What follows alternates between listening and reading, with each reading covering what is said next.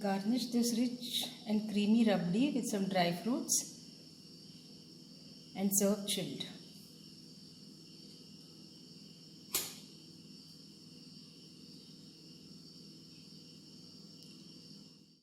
For making the rabdi, we need 20 almonds soaked overnight, then a few saffron strands soaked in warm milk, and also half a liter of cow's milk.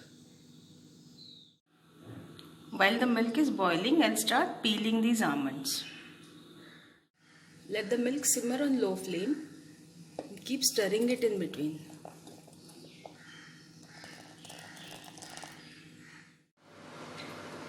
Now I'll grind the peeled almonds.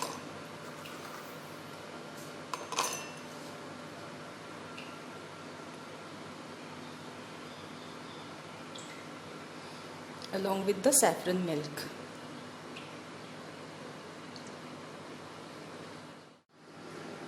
Let's add this paste to the milk now.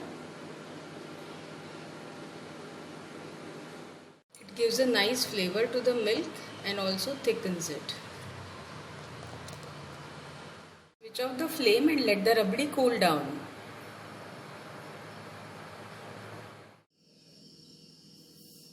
After it is cooled down, I'll add 2 tablespoons of sugar and dissolve it in.